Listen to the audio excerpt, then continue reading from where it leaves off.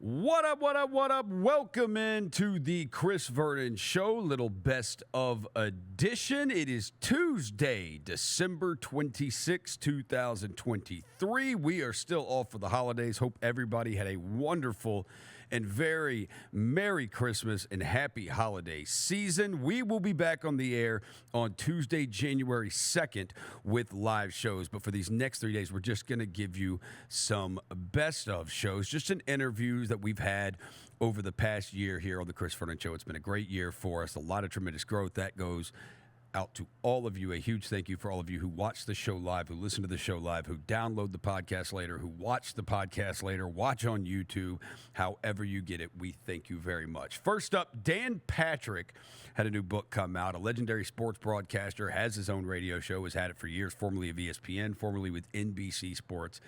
He joined the show to talk about his newest book, life in the sports media business, and so much more. Here's how it sounded.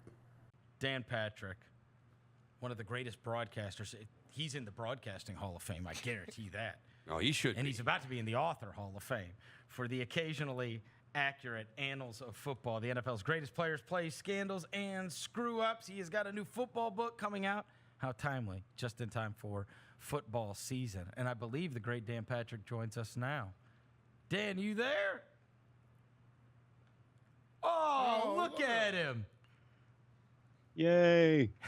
Thanks for coming on, Yay. man. I love the shirt.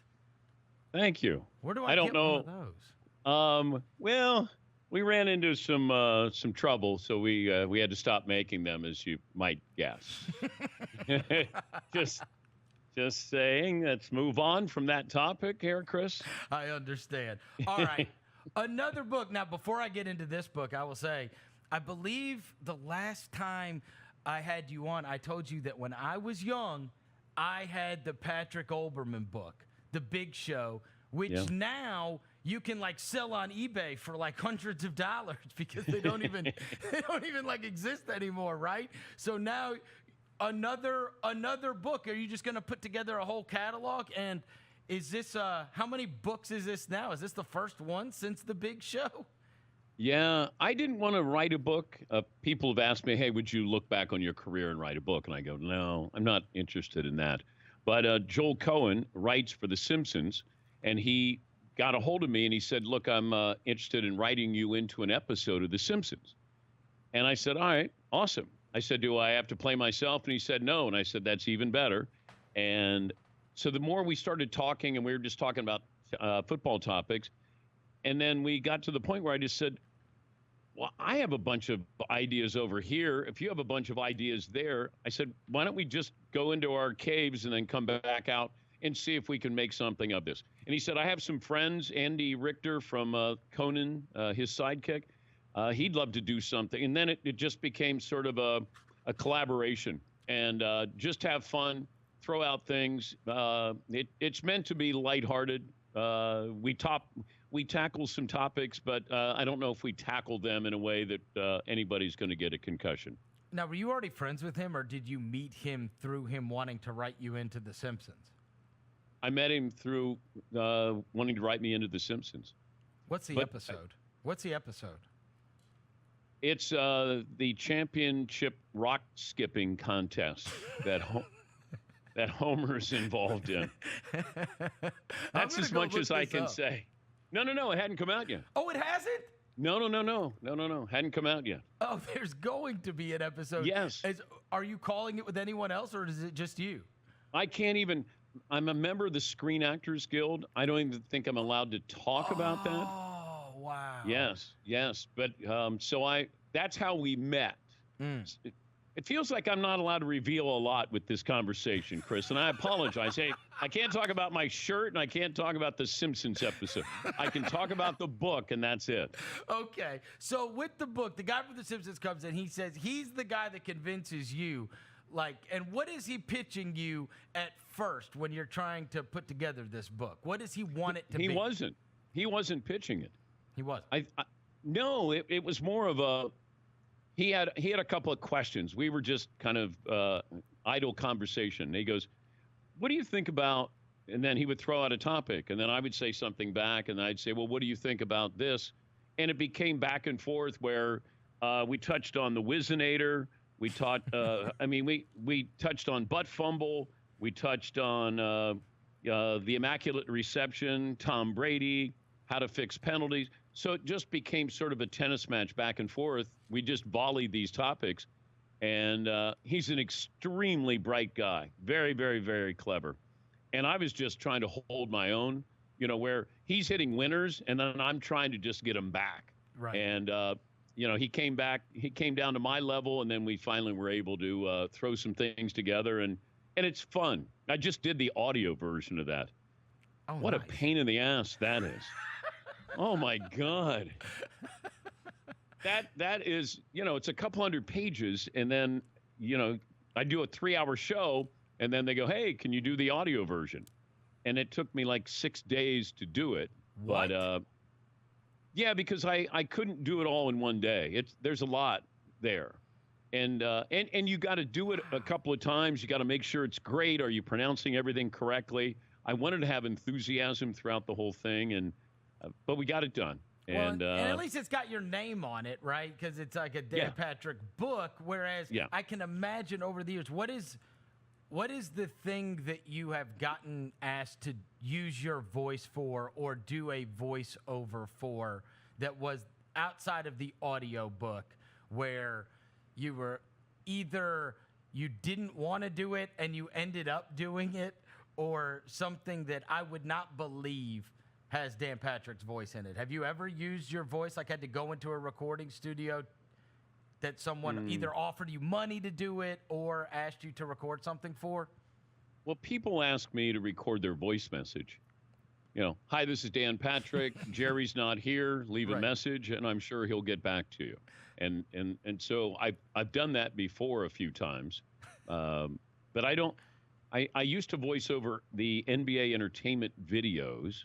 Yeah. I got a chance to do that, which was a lot of fun. You do like the season-ending video for the Atlanta Hawks, and so I was the voice of that. Did a lot of those things, but for the most part, nothing too strange. I mean, nothing against my will. And this is now when you have to go to the audio book. When you read the book back and it's already done as an audio version, do you find yourself wanting to change things? No. You can't do that, because when I did SportsCenter, and I would get done with the show, and I would grab the tape right after, immediate, and I would go upstairs and I would watch the entire SportsCenter, and I would look for mistakes, and I was driving myself crazy because I was looking for what I did wrong instead of what I did right, and I learned it took me a while, but I learned you're going to have imperfections. It's really about how you embrace them. And I'll acknowledge that to the crowd or, our audience. I'll just say, you know what, my bad. I made a mistake on that. Instead of trying to blow by it, or you made a mistake, but you don't want to acknowledge it, it's okay. Yeah. But focus on the positives instead of, gosh, I don't know if you've started a monologue. You start your show, you're like 2 sentences in and you screw up and you're like, that's going to ruin the show.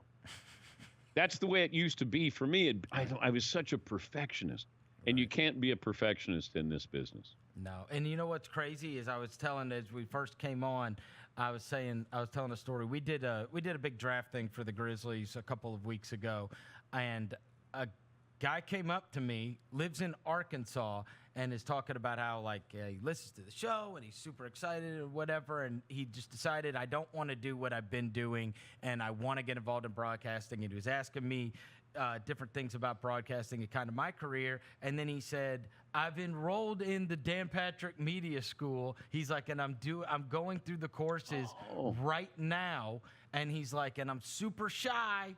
And he's like, and so it's helping me kind of get out of my shell. And I was like, I'll be damned. Look at this. Here's a guy we were in West Memphis, Arkansas. The guy came up, and it was just a guy who's like, you know what? I'm tired of my day job. I want to chase my dream. And I wanted to tell you that because I thought that was super special. This is a guy that's probably in his late 20s, been out of college, doesn't really know what he wants to do for the rest of his life, but decided it's not what I'm doing now. And so he just took the leap and decided, I'm going to do this. And I wanted to ask you about that media school. because that was one of our listeners that asked me about it, and I was like, man, I can't imagine how many kids have this same exact story, or even adults have this same story of getting involved. That's actually really become a big thing for you, huh? Yeah, we started with 5 students, and this was our first class was, I think, 4 years ago, maybe coming up on 5. I had 5 students. All 5 graduated. All 5 got jobs in the business. And then that's all you want to do is have a successful track record. We want to get you a job. Colleges now just will get you through so you graduate. Well, that's when it really starts in this business. I got to get you a job. And that's what I tell their parents. Whenever we do, behind the scenes tour of the Dan Patrick School of Broadcasting, I go to the parents and say, you have my word. We will do the best that we can to make sure your son or daughter has a job. And then subsequently, we don't cut the umbilical cord. We want to help you with the next job, because then you'll pay it back and tell us, and then maybe we have another graduate who gets that opportunity. So we started with 5. I think we're up to around 370 students now. Wow. But it's been rewarding because I have people who have done this. There's no faculty in America that has more experience than us, starting with me, because there's nobody like me who's doing this. And then the guy who's leading the charge on the ground, Gus Ramsey, worked at ESPN for over 20 years. He was a coordinating producer. And so we have people that we worked with at ESPN and Fox and some other places. We're teaching you hands-on. We're giving you hands-on experience. You need to do this for a live shot. You need to do this. You need to write like this. You need broadcasting, enunciating, all of these things. How to put on makeup. We want to teach you everything. But if I'm 26 or 27 or 28 years of age, I got one chance. Because then I'm going to have to get a job and go into real life. And we tell them, not everybody's meant to be on the air, but everybody can be in the business. You have to understand if you're good enough, and if not, can you direct? Can you produce? Can you run a camera? Can you do sound? Can you do graphics? There's a lot of different things that you could have sports in your life as a job the rest of your life. And we're honest with them from the beginning. We put you on camera the first day you're on campus. But it's the most rewarding thing I've ever done in my life, because you are changing lives. You're giving somebody an opportunity to do this. How have you been able to keep up with how much media has changed from the time that you were in it to even now? I don't know if I'm trying to keep up with it. But as you've much evolved as things have happened. You have evolved, and in fact, been a trailblazer. I mean, there's no question, Dan, that like I look around even in our studio, it's me and 2 of my best friends now, right? And you had a crew with you, and it's like, okay, this is how you create chemistry. This is what's going to lead to the best work. People that you want to see every day, people that you're excited to be around. And then I look and I see all the other shows. You know, you see what Levitard's pulled off with his guys and et cetera all over. And, you know, when you broke away, there was a huge risk at that moment for you. Yeah, it was 17 years ago but I'd gotten to the point where I wasn't getting any better. And I wanted to go home because I had 4 kids, and I thought, you know what? I've been selfish enough. Now it's time to go home. And I thought, okay, I can do a radio show. And I was doing it out of my attic for 3 years. So I left ESPN, and I'm in my attic doing my radio show. And the Danettes came over. And it's the best thing that ever happened, because we bonded together, that we were just a little group of guys trying to do a show nationally. I started out with 12 radio stations. Now we're up to 400. But they had to buy in. And, you know, when people talk about chemistry, you can try to create it. It either happens or it doesn't. It's not like, come on, guys, let's create chemistry. You either get along, you either understand, you either sacrifice, or you don't. And they did. And so keeping up, I wasn't afraid to disappear in people's eyes, because they're like, where can I find you? Mm-hmm. You left TV and now you're streaming on Peacock? And I go, yeah. But I knew that this is what I wanted to do. I wanted to be my own boss. I have 13 cameras in here. I have a basketball court, part of a football field, a golf simulator.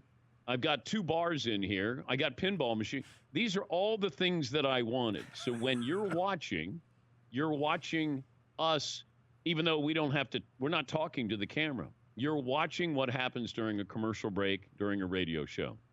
And to give the visual element, and now everybody's doing it, but, that wasn't the point. Like, I'm going to be a trendsetter. I knew what I wanted before anybody else was going to do this. And, that's why, nobody can replicate this man cave that I have. It can't be done, won't be done.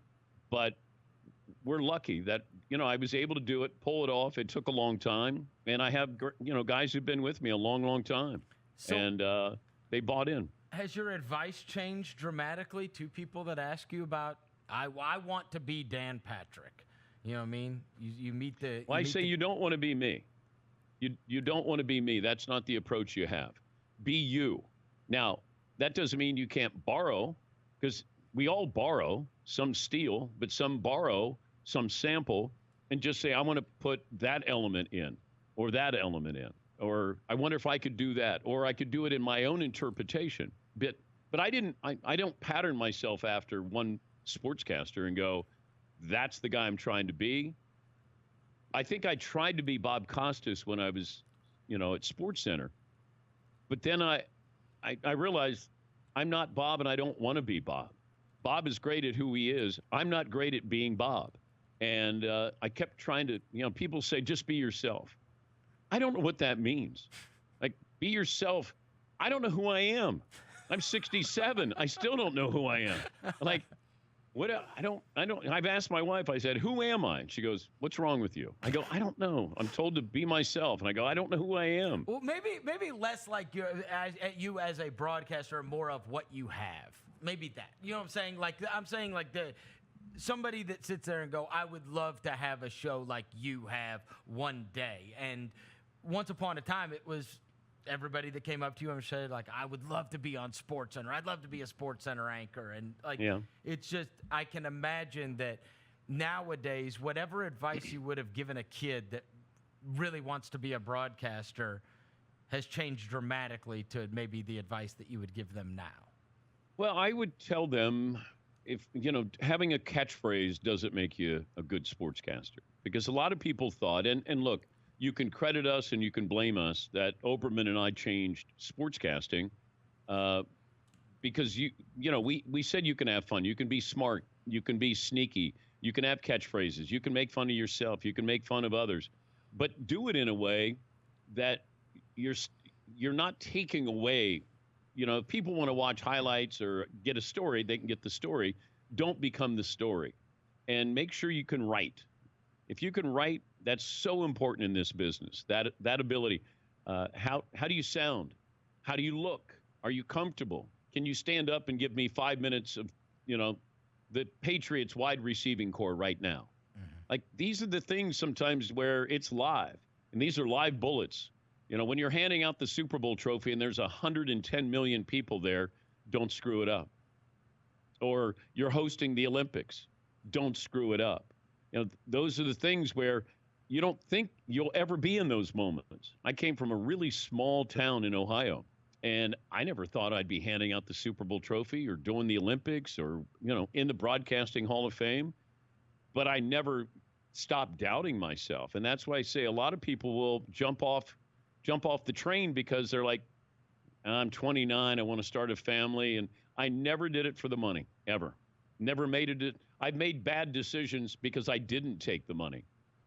But in my mind, I was loyal to ESPN. Be loyal, go to a place that you think is solid, that you can grow, that people will help you there. It's a tough, tough, tough business.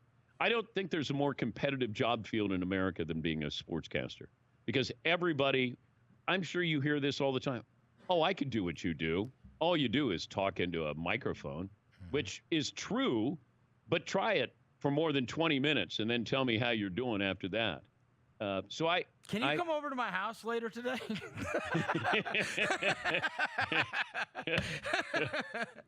Yeah, but it is tough. It's challenging. I need you to explain this. But I tell the students and trying to evolve with understanding what is changed. What do I need to do? I think the biggest thing is being relevant and understanding what a 25-year-old or a 35-year-old would be interested in. Mm-hmm. And I have 4 kids who are 25 through 32. I'm constantly asking, what are you watching? What are you listening to? And therefore, you're not the get off my lawn guy. Sometimes that happens. But for the most part, it is understanding what it's like for these younger athletes now, or name, image, and likeness, what it's like to coach these kids now. So there's so many things that go into it, where it used to be just pretty much right down the middle, just do sports. Now there's a lot more attached to it. How do you view the video stuff and social media especially? Because that is how so many of the younger generation is building up their brands. My son is 13, and so I monitor and see what he's watching. And, Dan, there are people that are infinitely more famous than any of us will ever be to that age group that I have no idea who they are. But then I see, I see him watching, and then I click on it, and there's 15 million people subscribed to someone I've never even seen before, but they've built up this brand totally independently. No ESPN, no NBC, nobody. They've done it on their own, and they've done it through these social media channels. How do you view that? Well, I understand it. I don't always understand TikTok, but somebody will say, hey, look at this. And then I always think, okay, how could I incorporate that in my show, or what should we be doing, or what could we be doing? And we have, younger guys here who take care of social media. Yeah. So we produce the content, then it's up to them to get it out to the right places. It's a cottage industry that you have to have. You have to have that cranking out every single day, a couple times a day. And I have a couple of guys who are in their late 20s who help every single day with that. Do you keep up with social media at all? I'm aware of it. I think sometimes you got to turn things off, and because there's so much out there, and I'm a voracious reader and love just to consume everything I can. And even it could be about, Lizzo in the way she's treating her backup dancers, to it could be, somebody's TikTok dance video. It's understanding that it's out there. But there are times when I go, all right, enough. I got to shut it off here and watch Maine Cabin Masters or, something like that. Now you have to escape, because I couldn't escape for a long time. I thought I got to watch everything. Yeah. Because I'm on SportsCenter. I'm supposed to know everything, and you can't. I'd be watching tennis matches or, Division III football or whatever it is. I just felt like I needed to know a little bit about a lot and a lot about a little. He is Dan Patrick. The name of the book is The Occasionally Accurate Annals of Football. It's going to be available at all of the booksellers as well as Amazon.com. The NFL's greatest players, plays, scandals, and screw-ups, plus stuff that was totally made up. What is your favorite part of the book? Oh, I have too many of them. There were just ones where you're just laughing. What made you laugh the most? The conversation that made you laugh the most? There was there's a chapter about being a Vikings fan, and it made me laugh out loud, just trying to understand a Viking fan and what they go through, what they've gone through, and they've lost, and Bud Grant, and just there were a lot of things in there. There's a lot of layers to it where you just, we do it, and then I did the audio, and then I had a hard time getting through some of the pages, just because it's so silly.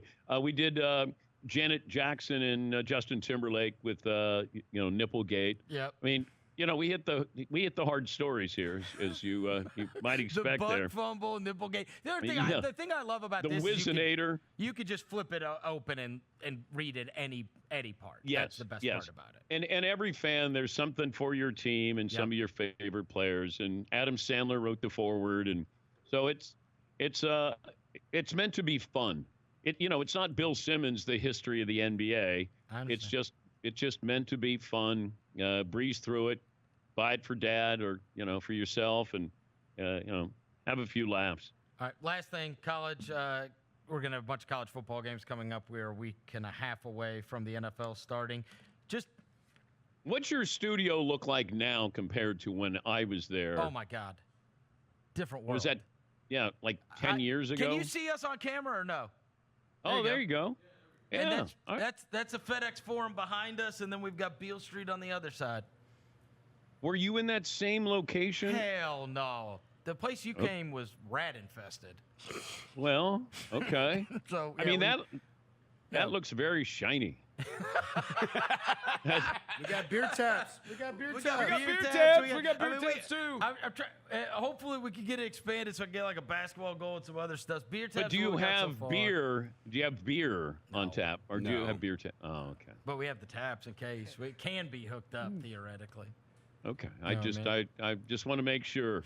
You got a lot of talent. I just want to make sure that you're cashing in on all that talent. And you know what I started? I started off the show today, and I said, you gave me one of the best pieces of advice of anyone along the way. I had gone up to ESPN after we had started that station so many years ago, and I went up there, and they pulled me in this room, and they started talking to me about weekends and maybe like some night things, whatever. But they wanted me to do weekends. And you had come in town for an event here in Memphis, and you were in the studio, and I talked to you about it, and you said, do not do weekends. I said, okay. I don't know if you even remember saying this. He said, don't do weekends. And I was like, all right. They will never think of you as anything other than a weekend guy if you do it. That's true. Yeah. And I didn't because do it. And you know what? I do think it had a profound impact on me because I would have jumped at that just to say I was on ESPN, and I think it would have hurt me, no question, that it would have. And all these years later, still to this day, you can flip on ESPN radio and you hear the same dudes on weekends and the same people on nights, and they never get moved up to anything. You know what I mean? It's almost like it would have devalued. Look, everybody's got their own thing. But I do think that at that time, I just was so flattered that they would even possibly put me on that I was ready to go do it. And you were like, don't do that. But I knew you had the talent to have your own, carry your own show. Yeah. And they won't let you carry your own show at ESPN on the weekends. Oh. It's almost like you're a middle reliever. That's right. Like you're just eating up innings there. And they don't let you really kind of explore who you are and what you want to be and what you want to do. Yeah. But you had a voice, you had an opinion, you were quick, and then I thought you're going to go there and you're going to be like, man, I'm trapped here. It's like you're going to be underwater during doing a show. And there's certain people that they would love doing that, and I agree. If I was younger and I had a chance, like ESPN's interested in me, I know. Hell yes. And then all of a sudden you realize I got confidence in myself. Right. Or if I do, then don't do that. Wait until they say we want to bring you up Monday through Friday. Now we can have a conversation. But being there on the weekend, I always felt like that wasn't allowing people to be themselves. Yeah. ESPN was still the star. Yeah, that's for sure. Well, yeah, and I still have people saying, hey, I watch you on SportsCenter. I go, thank you. I mean, I haven't been there in 17 years. But thanks. But because I was allowed in your bedroom or your living room or your man cave for, I did 18 years. I did over 2,000 shows. I was there. I women who say, oh, I used to go to bed, my husband would have the TV on and I would hear your voice. And it's true. I mean, I'm very fortunate that we worked at 11 o'clock at night and we were kind of the last thing you did before. Well, I don't know if it's the last thing you did before you went to bed, but It was one of the last things maybe you did before you went to bed, and you got to watch us on sports. It's still flattering when anybody says stuff like that, right? Still to this day, but our guys will walk out of the studio. Somebody will find us, and they'll say, I listen to you on the radio every day. Yeah. And I want to say, where? I haven't been on the radio in 7 years. But they think they do. Or maybe this is what they're calling the radio now. I don't. And that's another thing that it's all changed. The podcast world, That's and then it's kind of being reset. The podcast world exploded, and now it's kind of there's a reset going on. And I wonder what is the next incarnation of this business. But that's why if you get something and you got a great partner and they leave you alone, then that's heaven. Yeah. Because if you chase money, you never stop chasing money. That's right. You never say, I got enough. Yep. You'll go, I got to go. Because people would say, well, that guy, why don't you make what he makes? I go, I don't know. I was doing what I wanted to do. Right. I wasn't doing it and then saying, well, I'll do it, but I want more money.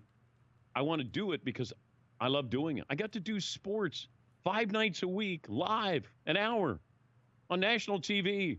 Yep. What am I complaining about?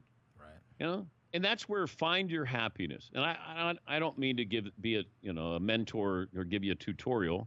You've done well on your own, but be happy. Find whatever happiness, whatever your definition is, and then hold on to it for dear life. Because when it leaves, you'll look back and go, God, man, that was awesome. Yeah. And that's why I signed up for 4 more years.